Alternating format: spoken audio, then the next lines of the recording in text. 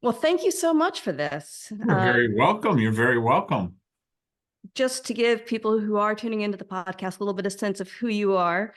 Over the years, I've had the opportunity to work with Rob a couple of times, and it's kind of cool because I do a lot of pro bono work in the minority small business world, trying to help them get up and going when they've got businesses. And in that, I've come across Rob over and over again, and it's kind of cool how when you meet people that are similarly aligned with you as far as values go, it's kind of interesting to see the flow. And the first time I met you, Rob, I don't know if you remember, we were working to save a small school up here, and it was kind of illuminating because at the time, um, I was amazed at how openly you delved into your background and what has made you the person you are today. And at the time, I had come from a background of abuse, and my parents were very abusive, but I carried a lot of shame around it. And when you're raised being told constantly that your father hits you because it's your fault, you can't tell anybody because then they'll know you're a bad kid. All of those messages, I internalized it, and it wasn't until I talked with you and you were like, here's my story. I've got a book about it. Like, his book is titled A Forever Family, Fostering Change One Child at a Time. And it was kind of an aha moment for me to be like, oh, you know, this background that I've carried around all this time and carried so much pain about and so much just shame. There's no shame in that. It wasn't my choices. It wasn't my actions. And it really shifted my entire perspective. And the thing that I realized from that, the gift that you give is that you very openly own your past and you use it as a way to springboard you into something better and a much bigger life purpose. And Yeah, so, but I want to let you know that it hasn't always been that way. So very much like you, for many, many years, I didn't tell people about my past. I was ashamed of my past. I was worried about how people would judge me because of my past. I was always, as an executive for a banker for the last, I was a banker for 28 years.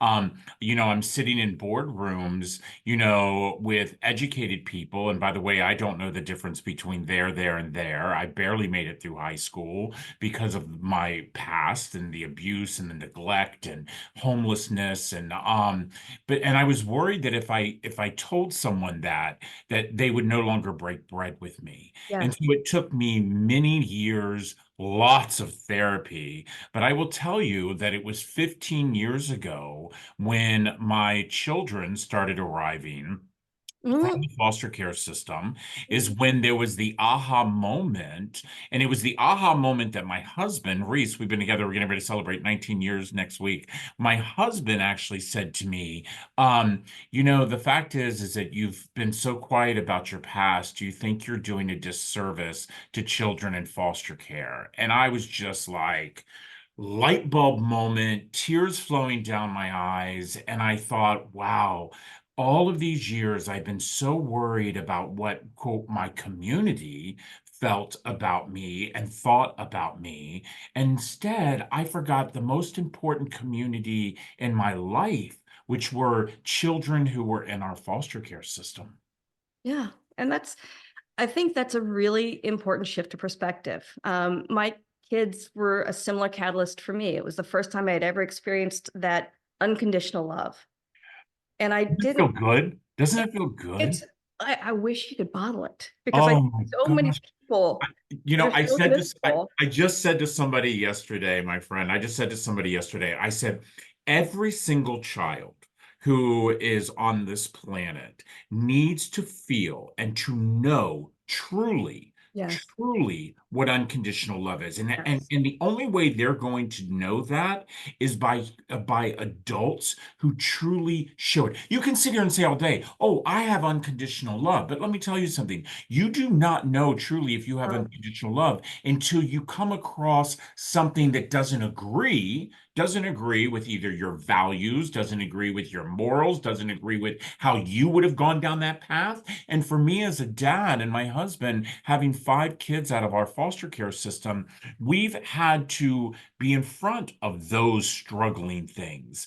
Yeah. And I have to tell you, sitting back with five, four teenagers, one son, my son's 23, who each one of them have done something that I would not have agreed with, but guess what?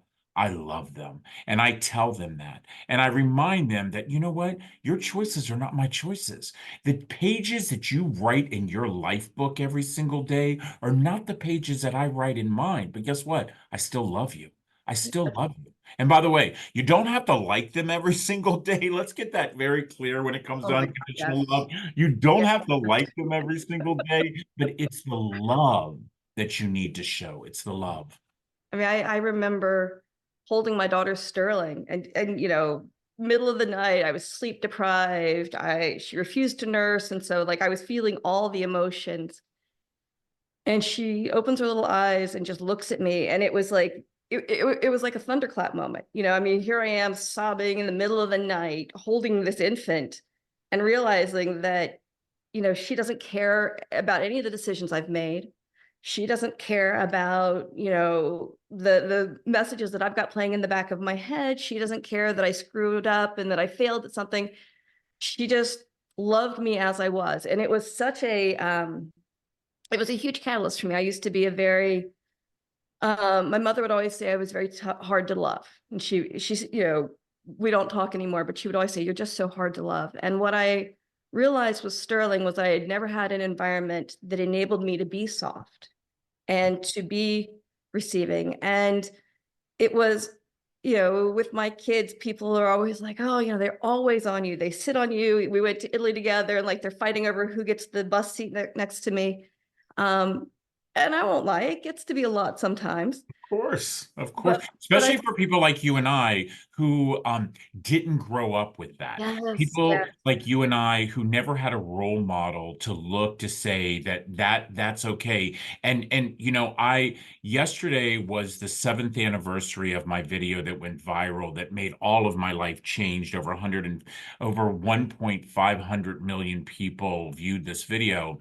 But when I watched this video yesterday, the thought in my mind was my children and how, I made the comment in this video about how bad I needed them. And, yes, I fast forward 7 years later and my life has completely changed. But I look at my children and I really realize, yeah, my kids truly needed my husband and I. They came from the worst of worst when it comes to foster care. But I truly needed them. And they have showed me and taught me yes, so much. yes, As you said in the beginning, I'm very open about my life, and I truly am. And I believe the fact that people like you and people like me, that it is our social responsibility to tell our story. And the reason for that is because the more that we normalize the fact that trauma and pain that was brought yes, about us, by the way, from choices that other people made, yes, we are going to start realizing that it's okay to talk about this at the water cooler. My friend Jennifer Perry, who she is the founder of an organization called Foster More, and they've done this big, huge campaign, and actually it's still going on. I just saw a commercial on TV the other day, and it's about talking about the water cooler. And what she's trying to get people to do is to talk about foster care because it's something that we don't talk about. What I want people to do is not only talk about foster care, but I want people to talk about trauma in general for yes, children like you and I, who, I mean, I was with my parents until I was 12 years old. The abuse was so bad. But the fact is that trauma from utero to two, how important that is, and then to have your mother look at you, the person who's supposed to, by the way, absolutely worship the ground you walk on, and say you're difficult to love. yes, I don't care how old you are, and I'm 57 years old, and I love Dr. Rich. He's my therapist. I go to every Monday because at 57 years old, I still have issues dealing with the fact, am I worthy? Am yeah. I worthy? Why do I have these five kids who love me? Because how can I be worthy for what I had gone through as a young boy? Well, when your earliest messages from day one um, are that one of the interesting gifts my father gave me on his deathbed. I had always kind of inherently known that they didn't want me. I had always inherently known that. And my father had a major head injury when I was, I think 12 or 13. He was hit by a drunk driver while he was on a motorcycle and very nearly died and ended up with a severe head injury. And so what it did it essentially froze who he was as a person. I lost that father and was given this new creature that it was all the tough parts crystallized into one. And he lost that human empathy side to him. And so I had cut off contact with him for years because he would call, my when I was in college, he would call me in the middle of the night, 2, 3 a.m., and he would tell me what animals he had abused recently, or what he had a long history of animal abuse and animal killing. And so he knew that that was a really tough trigger for me. And what I've learned in talking with other family members is that he would talk with us about the things that were really hard for us to hear. And for me, it was the animal abuse. And so he would call me at 3 a.m. to tell me how he had beaten a horse so bad that it fell down, or those types of things. And so I'd cut off contact with him, and I got called when he was on his deathbed. And I went in to see him, and we spent a couple of days, and lots of time he didn't recognize me. But on one of the final days that I was there, he had a rare moment of lucidity, and I asked him, I said, "Did you ever want me?" And he said, "Well, Caroline, I never really got a choice. Your mother stopped taking her birth control, and I still wanted to go and be wild, and I wanted to be the same person I had been. And I was shackled with, I don't remember exactly how he put it, but essentially I was shackled with responsibility. And and it was a gift because I finally realized that I could, like you, I was driven in my career. I was highly motivated. I had always thought if I could just be the next level up, I would be lovable. And then the next level up and the next level up. And every time I'd get to that level, and it wasn't until I had my daughter that I realized that success wasn't it. Someone that is going to love you is going to love you regardless of who you are. And someone that's not isn't. All And right. so when he told me that on his deathbed, I realized it didn't matter who I was. It didn't matter what I did. I would have never been someone that he would have loved because I was never a part of his life that he wanted. It wasn't about me. It wasn't what I did in my career. Like, it just wasn't in him. Right, right. And I love the fact that you were able to come to that aha moment where you realized that it was not you, but instead it was within him. And, the fact is that, it saddens me that he had a head injury, but at the same time, I look at my biological parents who both are deceased, and, you know, people always say, "Oh, my mother was a product of her environment," and I remind people all the time that is not true. My Mm, mother, having, 10, we just found out there's two more, so 12 children wow. with six different men. She was a product of choices that Yeah. she made, a Yeah. product of choices that she made. And the thing is that we must understand, and I say this to kids in foster care all over the country and now all over the world that we're international. It's the fact is that we have to realize that, yeah, the system sucks. The system sucks, but you cannot blame the system. What you have to do is really dive in and help me change the system because our life is the fact of what path do we want to go down. Yeah. Most of my brothers and sisters, they chose the path that, most kids choose when they put the F word in front of them.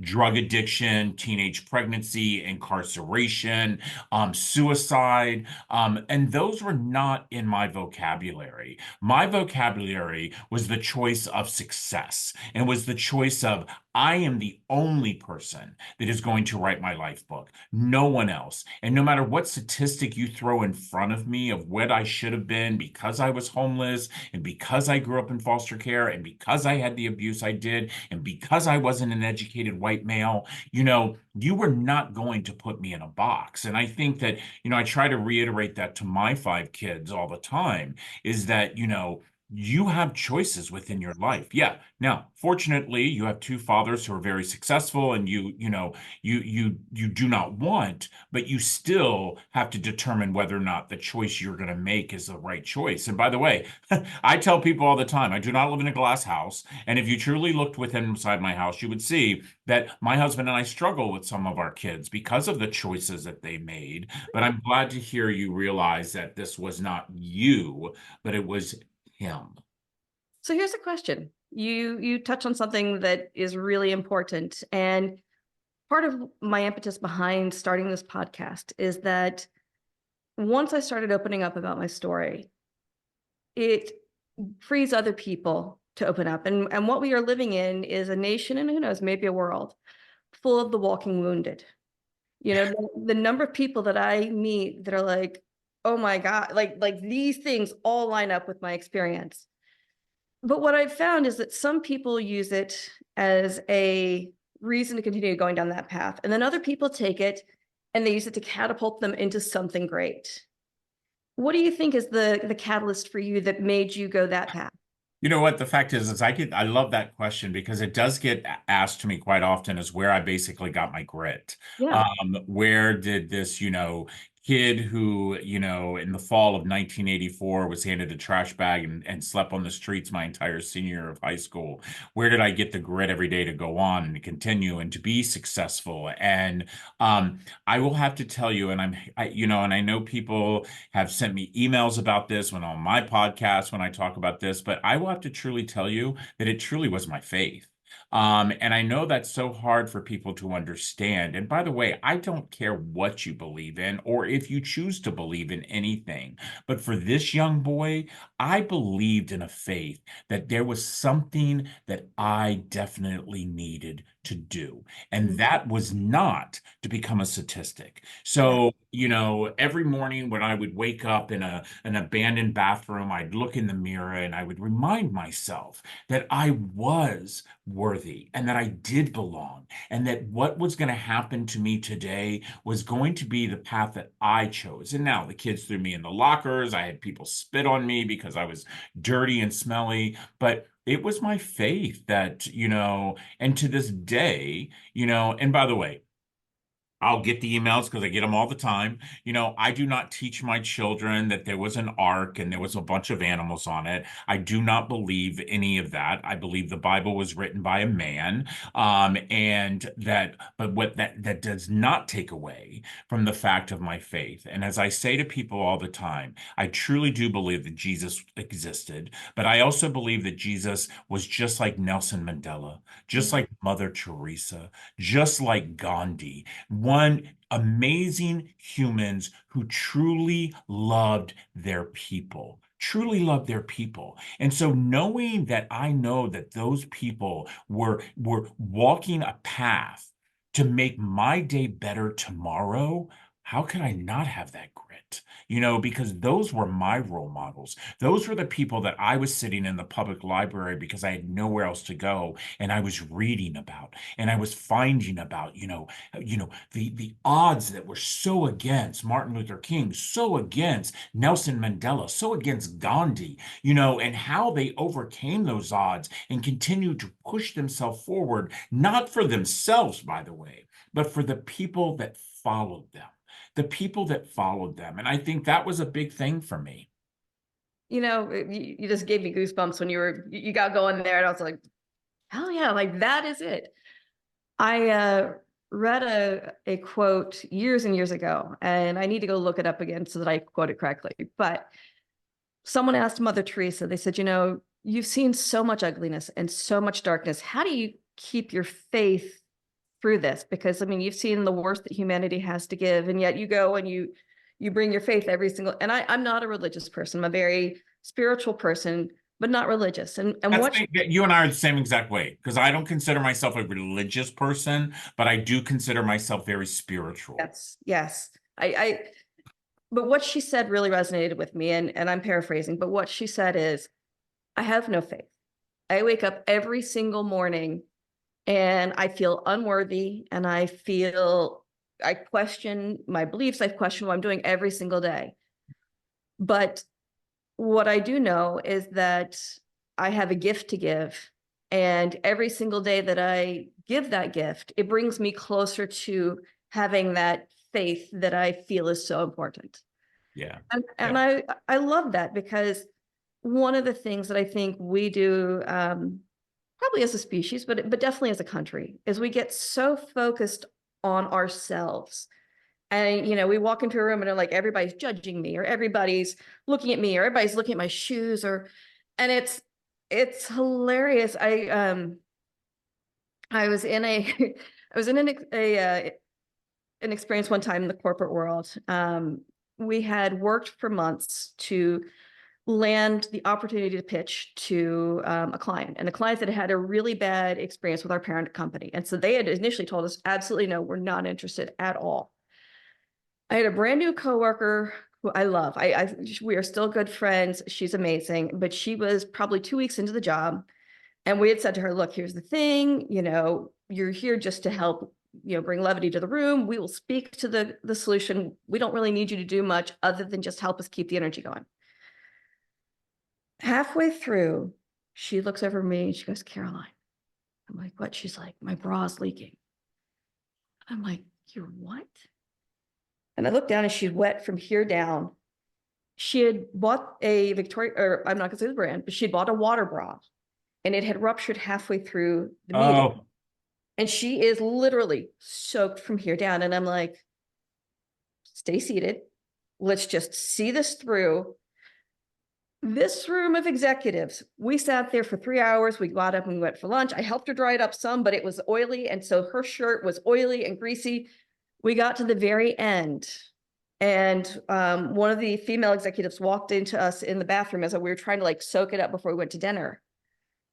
And it was hilarious because she had sat in this room full of executives, high visibility.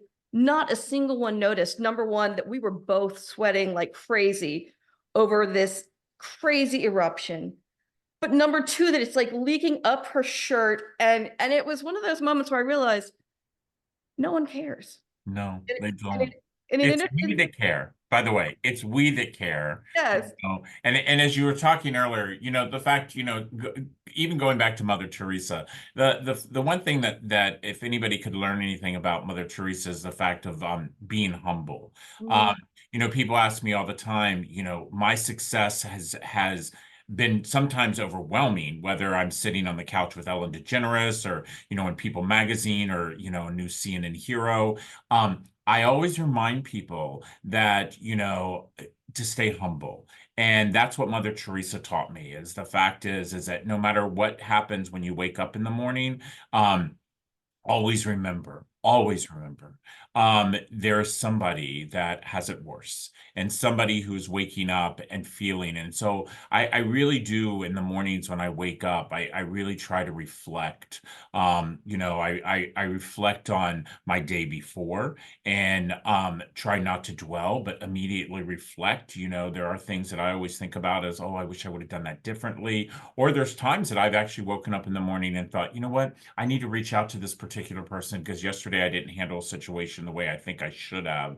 Mhm. Um, but then I also think about the 700 kids who had entered foster care by midnight that night. And, but I do always, having people that I consider true heroes, which to me is Mother Teresa, Nelson. I always have this saying, Oprah Winfrey said it years and years ago. She said, if you could choose your five, who would be the five people you would bring to your dinner table? And I think about that quite often. And I know for a fact that I would have Nelson Mandela sitting at my table. I would have Mother Teresa sitting at my table. I would have Gandhi sitting at my table. I would have Oprah Winfrey sitting at my table because I do think that she is an absolute amazing human. And then the last person that I would have sitting at my table, and people always get very, very shocked about this, but the very last person that I would have sitting at my table is that one teacher in high school who used to always bring me extra food because she knew that I was homeless and she didn't know exactly,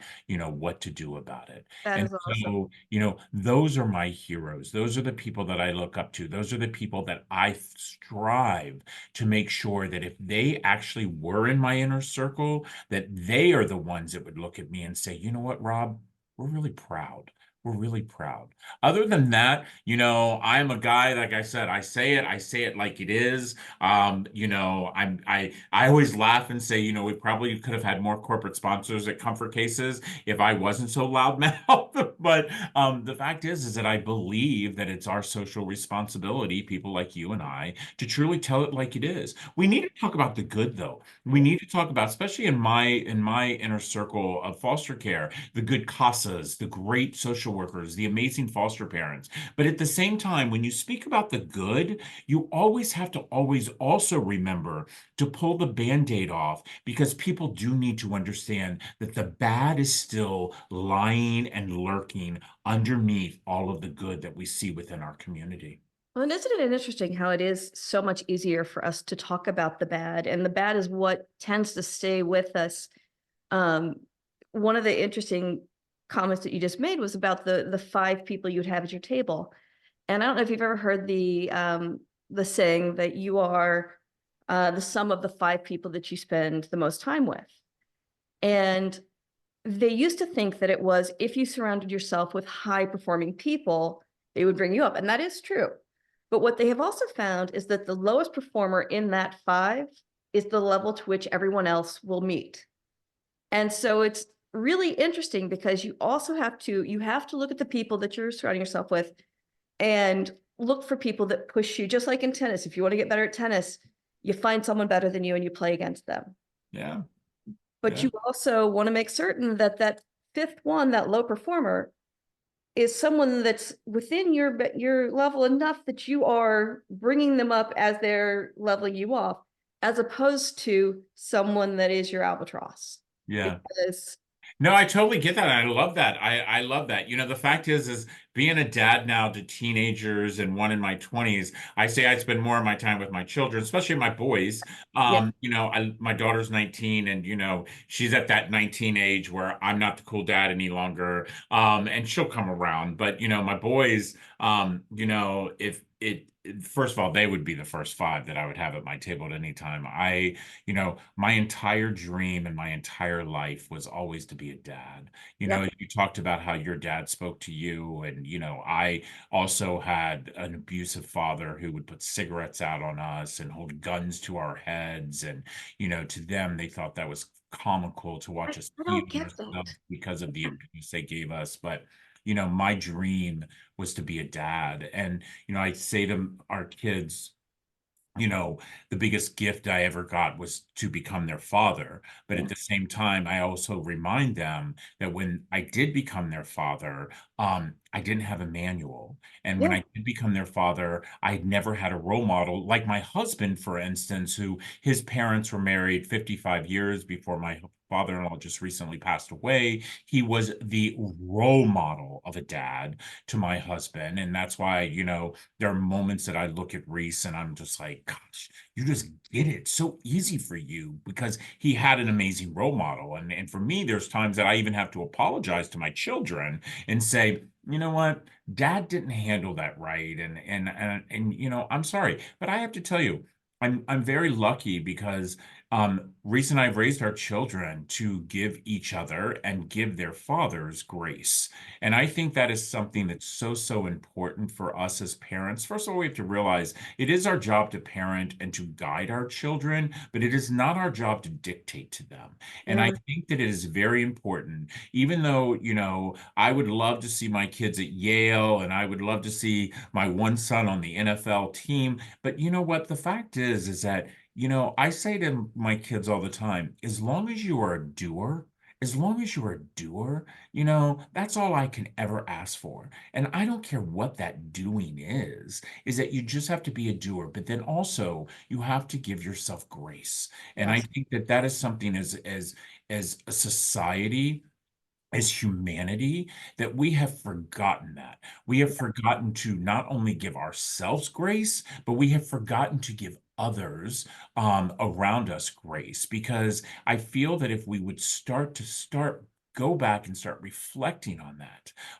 we could see a different society. And I truly believe that's going to happen within my lifetime. I'm 57 years old, and I hope to live another 57 years, even though my kids always tell me I'm not wiping the drool off your chin, Dad. But I hope that I do see that we as humanity truly start realizing as individual. And by the way, I don't care whether you vote red or whether you vote blue. I don't care whether, you do not change the bottom of my tax bracket by how you vote. You do not change the bottom of my tax bracket from the hate within your heart if you choose to have that way. But what you do change when you do not give grace, what you do change when you do not become a good human, when you do not lead by example, you are crushing the society that I am trying to build with my other fellow brothers and sisters for the children of our future. And to me, I think that's so important. Absolutely. And it is weird the amount of vitriol that is in the world right now. I there is nothing that prepares you for success in life. And there's nothing especially that prepares you for social media notoriety. Oh, And the first time I had a video go viral, I had no idea what to expect. And so suddenly, these followers are flooding in, and I'm like, oh, that's cool. And all these likes are flooding in. I'm like, oh, that's cool. And all this hate starts flooding in, and I'm like, whoa, I'm being told I'm wearing too much. I'm being told I'm not wearing enough. I'm being called a pedophile because I'm hiking with my kids. I'm told that I'm an attention seeker, that I am not a good mom. And I'm like, it's a video of me hiking with my kids. And, you know, it was so surreal. It was so surreal. And, what I have realized is that people right now, and I don't know, it may have always been the case, but I definitely know that people right now are hurting. yeah. And it's hard for some people to see anyone else living their life to the best of their ability. And You know what? I have to tell you though, it's not just the fact that people are hurting, because I truly believe that people have always been hurting. I believe what's happened is with social media, it has brought it to the forefront. mm, See, I truly believe that in 1979, when I entered foster care for the very first time, people were hurting. I mm, believe in the 80s, when I aged out and became homeless, people were hurting. I believe in the 90s, as things were changing, people were hurting. But I do believe that when social media appeared within our entire, universe, it changed things. And what it truly changed, it changed the fact that it brought it more to the limelight, more to the front. It allowed people to hide behind something as they show that hate, as they send those awful, disgusting messages, which by the way, I get them, I've had them. I to a point where my team, they block a lot of it because I am one of those type of people that it does affect me, whether I want that to or not. It truly does when, the hate that comes across our social media. But what social media has done, I don't believe that it has never been there. I truly believe it has always been there. What I believe it's done, it's allowed people to have something to hide behind so they can actually spew the hate even more. Um, and I tell people all the time, I love social media. I think social media is the most amazing thing that was ever brought in my lifetime. But, and I do say but, social media is that if it's used properly. If it's used properly, I do believe that it needs to be governed. I do believe that there needs to be restrictions. I do believe that we need to protect our children when it comes to social media. And I always tell people as a father, and Reece and I have had this conversation many, many times, if I could go back and change anything as raising our 5 children, the thing that I would have done, the first thing I would have done is I would have not introduced technology, social media to my children at a young age like I had. And so from that was my mistake as a parent. And I try to teach other parents, don't make that mistake. Wait as long as you possibly can. But again, if social media is used the proper way, it is an amazing tool to connect us, to It is. look at different viewpoints. The fact is, though, is that we're seeing so much untruth on social media. The AI, the bots, all of these things that are spewing this hatred and these untruths. And what even hurts my heart more is that we have a society that has so uneducated themselves that they believe this garbage, that they believe this, that Yes. they take no time whatsoever to truly dive in to find out if the facts are truly the facts. They read it on a social media platform and it's gospel. It's gospel. And it's like, come on. I mean, let me tell you something. We are amazing people as humans. We have come so far. We have invented the wheel. We have invented fire. We have gone forward as a society, and every single generation after generation has done more and more. We've gone to the moon. We live in space. We do so much. But then we come back as a society and continue to believe the garbage that these bots are putting with on Yes. social media. Yes. And the sad part is not only do we believe it, we then start spewing it. We Yes. start sharing it. We have convinced ourselves that it is so true. When if you really look back and say, you know what, I'm going to take 10 minutes and I'm actually going to Google this information. And then you find out, you know what, this is all a bunch of BS. It's a BS, it's a smear campaign. It's, and that to me is the thing that we as a society, another thing that we need to put in the forefront. I always talk about, our government, and people ask me all the time, what's the next step in my life? And people have asked me to run for politics. I tell them all the time I would never do that. And I would Yeah. never do that because I think politicians are some of our biggest problems. And I feel that politicians need to understand that they do work for us and they do not work for a party. But, Um, but they and don't. yeah, They don't. They work for corporations. yeah, When you look at who pays their bills and, we are that division that you're talking about serves a purpose. It's not just an accidental thing that happens. It's that we as a society are easily led when we are divided. yeah. And Totally agree. It's like with our charity, with comfort cases. The fact is, people asked me 11 years ago, why did I start this organization to remove trash bags out of children's hands in foster care? And I'll tell you, I was a banker for 28 years, an executive, owned mortgage companies all over the country. Financially, I was so set for life, I didn't need to have a nonprofit.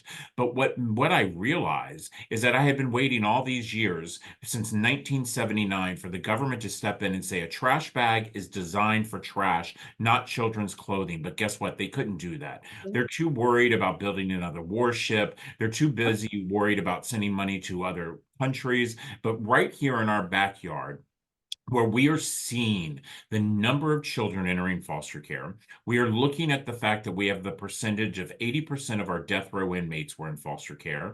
The fact that we're seeing 22,000 children age out of foster care, 70% of them become homeless in foster care. That I had decided 11 years ago that, you know what, if I waited for my government to do something, it'll never happen. And so what I did is I went to the most important people in the world. And guess what? That was my community. My community.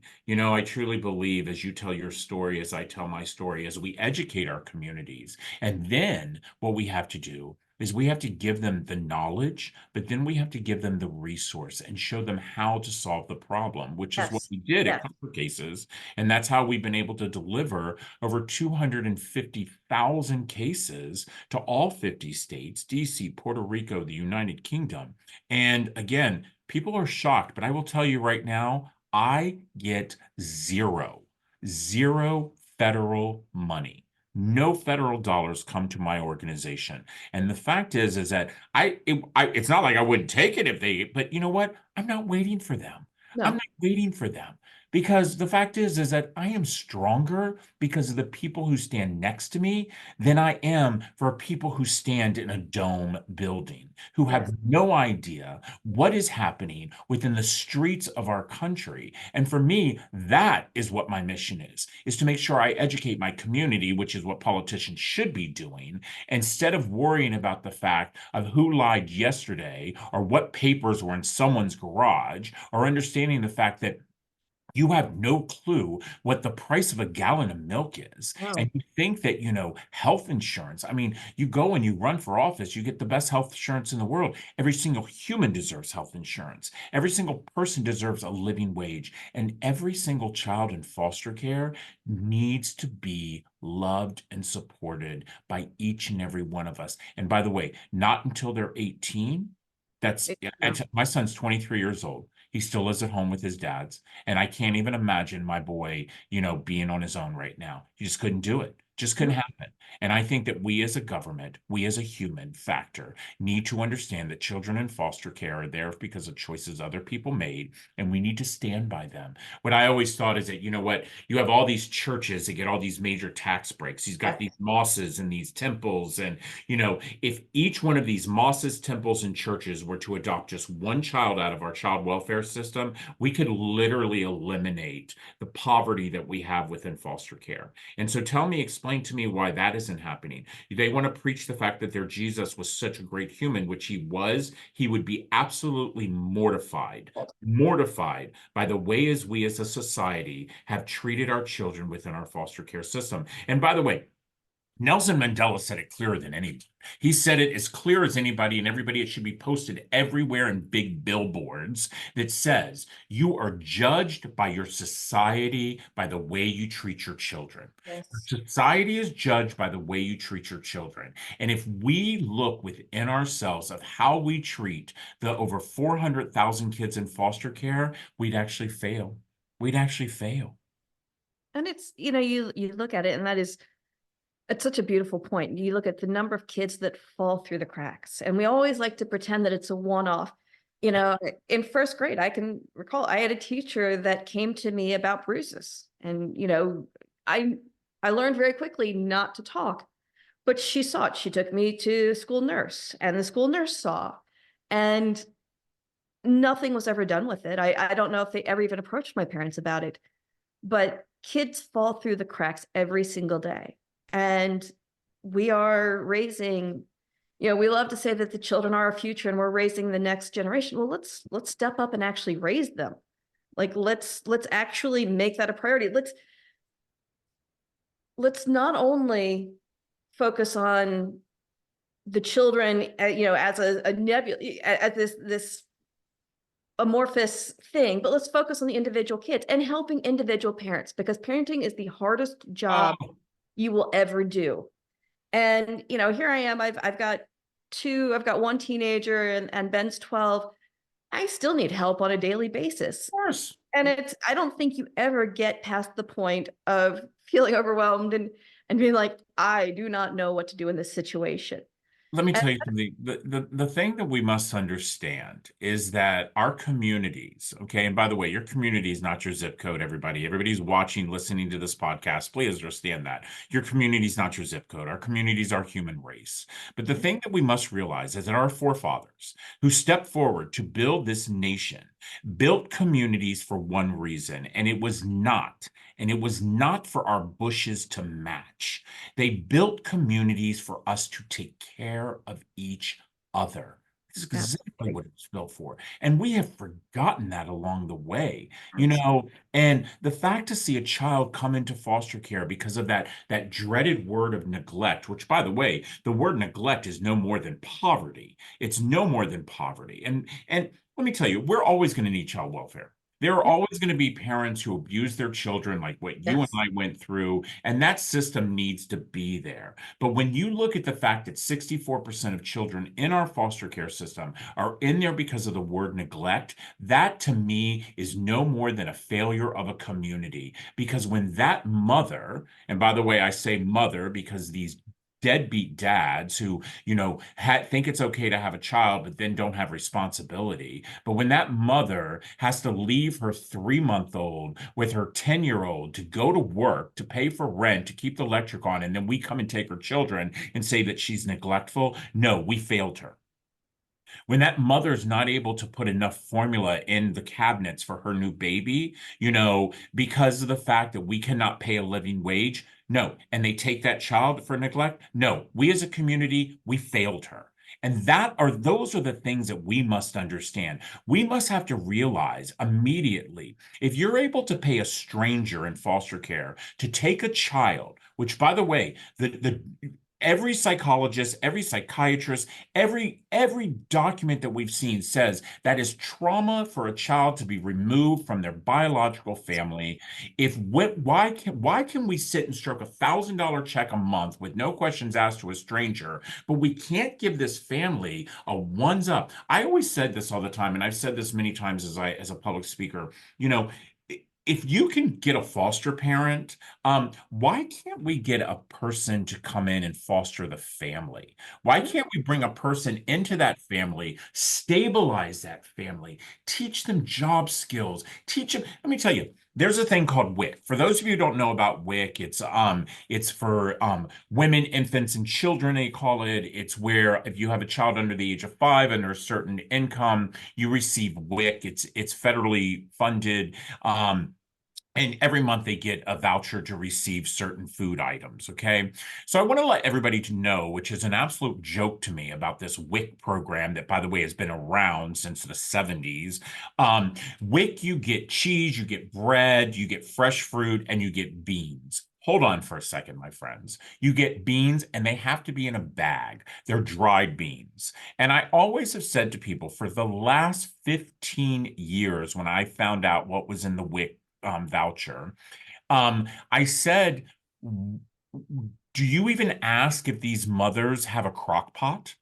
Most of these mothers are like me. They never had a role model. Nobody taught them how to put a bag of beans in a crock pot and soak them. And if the ones that float to the top are no good, and then you got to drain them and cook them all day. But you get them to get a bag of beans. I mean, what kind of asinine thing is that? So it's almost like, giving that person that saying where you give the person a fishing pole, but you don't teach them how to fish. It's the same situation. You give someone these bag of beans and WIC, instead of letting them buy canned beans, let them buy canned beans that are already cooked. Let them buy something that they can, And use at that moment. But you give them these dry beans and you don't even ask them if they have a crock pot. Or you don't even ask them, hey, by the way, why don't you come and take a food course? Let's teach how to make sure that we teach you how to cook that's the healthy way. I read an article yesterday where McDonald's is actually lowering their prices of all of their food. And one of the things that, and again, I'm not a spokesperson for McDonald's, and I'm not trying to sit here and bash McDonald's, but what I'm saying is that, we truly do know that across that poverty line, McDonald's is the go-to place, because at one time you could go to McDonald's and you could get an entire meal for $2 or $3, and most people, that's all they had for the entire day. And McDonald's is now lowering those prices to make those prices more affordable. To me, I think once again, McDonald's should take the billions of dollars that they have been receiving and at their overage of all their profit, uh, and let's start building centers to yeah, teach people how to cook healthier. Let's yeah, start making it more affordable for people to get the groceries, to fill their refrigerator, to make them more healthy. That's what we should be doing as a society. Like I said, our values, our morals, everything that we look within our society, my friend, has changed, and we need to make a change within our whole system. And the only way we're going to do that is if we all come together. We all abs- come together. That's the only way we're going to do it. And so I hope it happens. Do you know what the number one, I believe across the board, but I know that locally, do you know what the number one product that is shoplifted from drugstores is? It would not surprise me, but what is that? Infant formula. Yeah, I was getting ready to say formula. I was going to say formula. There's two things that I think that is it's heartbreaking for me. Several years ago, there was a viral video that came out. There was a woman in Ohio, 2 o'clock in the morning. She calls 911. She states on 911 that her daughter will not stop crying, that she's hungry and she can't afford to get formula. The dispatcher called the police. The police went to the grocery store, bought formula, brought it to the woman. The woman was, she was a single mom of 5 kids, handed her the formula. The next thing you know, it's all over the news. Every talk show's talking about how amazing this police officer is and how wonderful this woman is. And, this is what we should be doing. This is what we should be doing. A week later, a young girl in Harlem, by the way, her skin was brown compared to the woman in Ohio whose skin was white. And her 5-year-old little daughter walked out her apartment door because the mother had fallen asleep after her second job while reading her book. The little girl went downstairs. She was standing on the street to go across the street to her grandmother's house. Police officer stopped her, put her in the back of the police cruiser, and took her to child welfare. It took that mother a year to get that little girl back.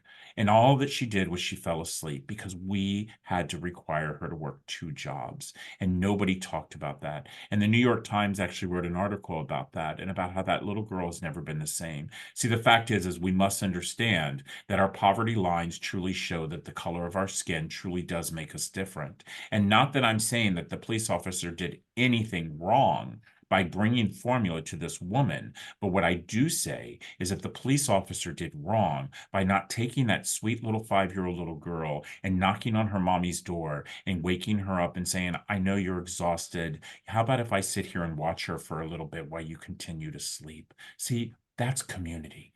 That truly, to me, shows us the difference between other countries and our country. And we have got to do better.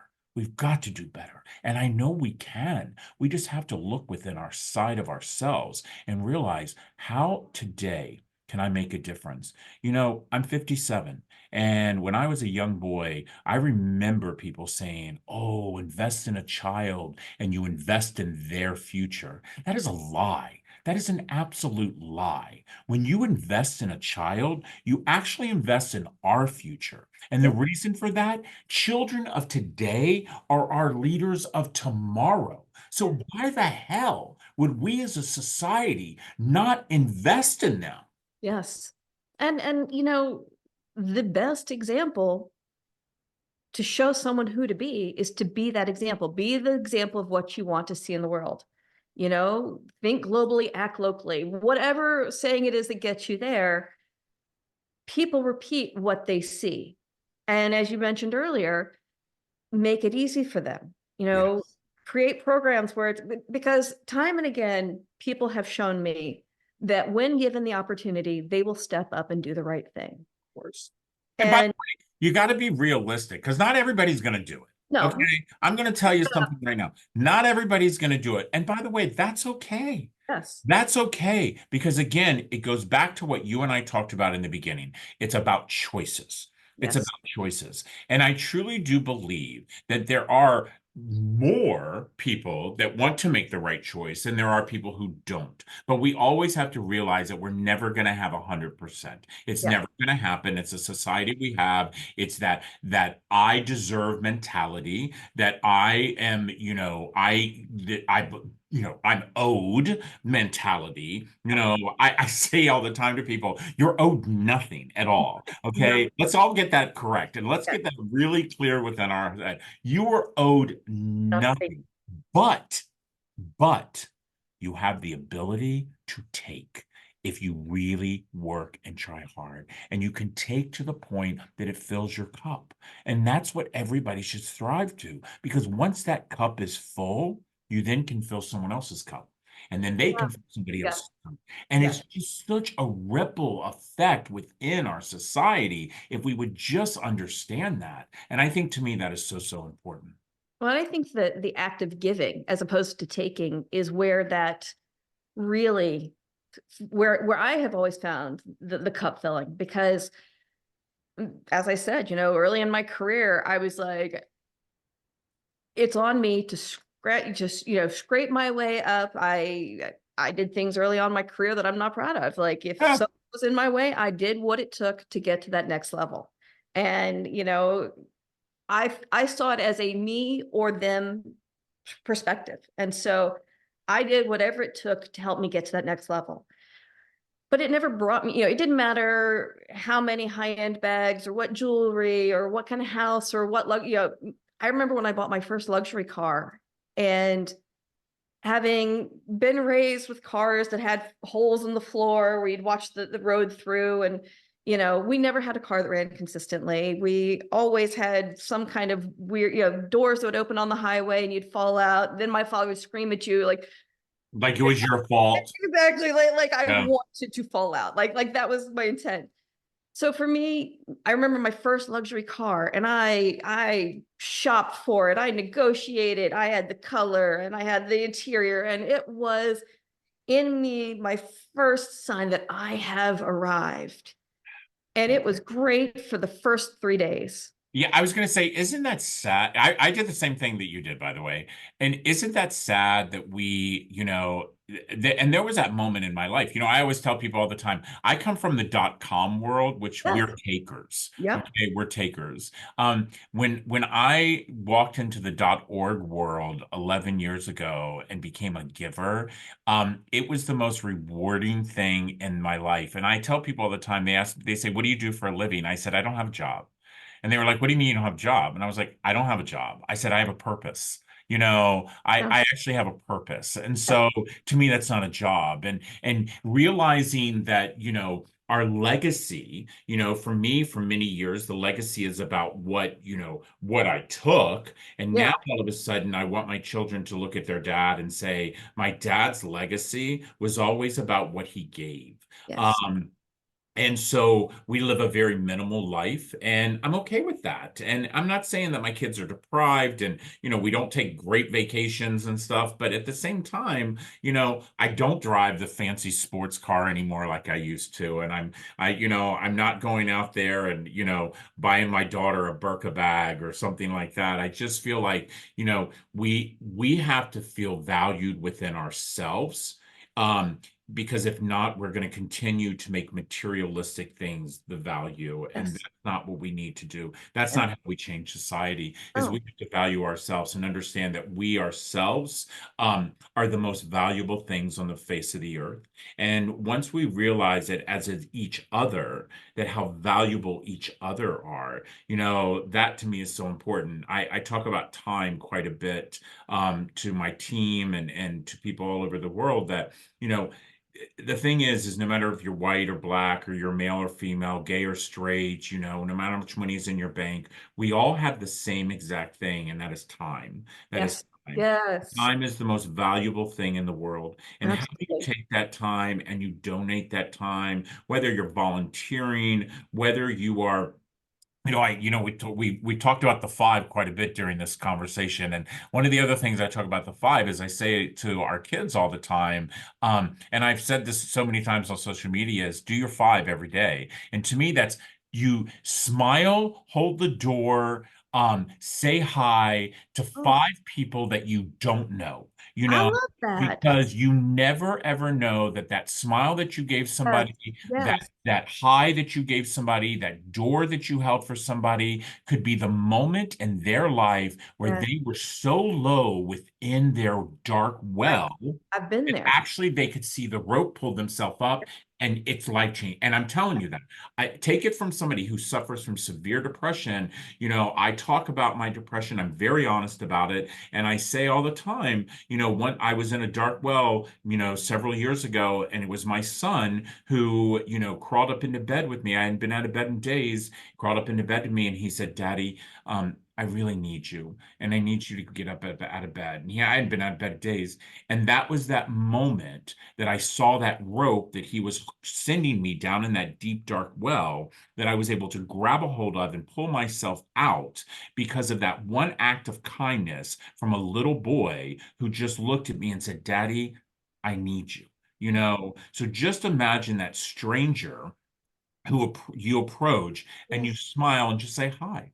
You Yes. know, um, it could be life changing. So if you're as your viewers and listen to that, I say a lot of fives. I love the number five, but I got five kids, but definitely I would say takeaway is definitely do your five every day. Do your five. That. I love that I mean, question. this was a great conversation. I mean, Yes, I'm gonna have to tell you, this is probably, I mean, and I do tons and tons and tons of interviews. And so I can't tell you the last time that I've done an interview that I have felt so energized and I enjoyed this conversation. And I love having conversations like this. I do I too. love when it's not I do too. scripted. And I love when you really get a takeaway for people. And I think that Yes. that's very important for you and I, as you and I both are, in the public eye, that we let people know that here's what your takeaway is. And that is, one of the things that my underlying reason for doing this podcast is that I want people to realize that there is a community. And, they talk about this connection deficit. I want to create that community, but I also really want to show them the tools that people have actively used to get themselves out of that hole. And so I appreciate that. I appreciate you coming and being real and showing people the way, because that's that's how we learn to be better people, is by looking at people and saying, oh, you know what, that's who I want to be. Or this piece of his story resonates with me. I can relate to that. How do I take that and implement it in my own life? Yeah. So No, I let me tell you something. I love you for that. And the fact is that, I tell people all the time, I put my pants on just like everybody else yeah, puts their pants on. And the fact is that I have hardship just like everyone else. But I yeah, also believe that we can all learn from each other. Uh, yes, and the way that I'm doing it is not always right. And but guess what? I got tough skin, and I believe that, constructive criticism is the best criticism anybody could ever give you. And I remind people of that all the time. But what I also say, it's always about in your delivery, and it's how you deliver, yes. and I think that people need to understand that. But listen, I want to say thank you so much for having me on your It's been podcast. I wonderful. can't wait for part two. I hope each and every one of you that are listening and that, are watching, that you do something that, people who have podcasts like myself, is that you share, is that you take this podcast and you share, because you never know who within your inner circle, maybe your five that we have talked about, truly needs to hear this podcast today, that truly could be changing enough to say, you know what? There's a path that I've been walking down and I feel so empty and I need something to help fill my cup. And maybe listening to this podcast will give you the inspiration to know that you do matter and that there are people that love you. Because one thing I will tell you, my friend, is that I am a true believer that you do not have to know someone to love someone. Yes, absolutely, absolutely. That the five action. I'm going to start using that with my kids. But I love that idea of going out and spreading love, and I try that every single time I leave the house. And the responses I get are always so Yeah. cool. And You by the know? way, some days it's harder than others. So let me tell you something right now. Oh yeah, Some oh days it yeah. is harder than others, but you know And what?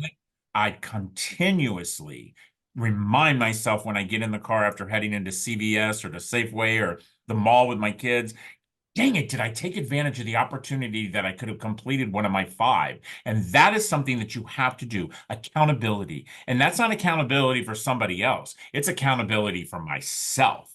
Because at the end of the night, when I lay my head on my pillow, I want to say to myself, good job.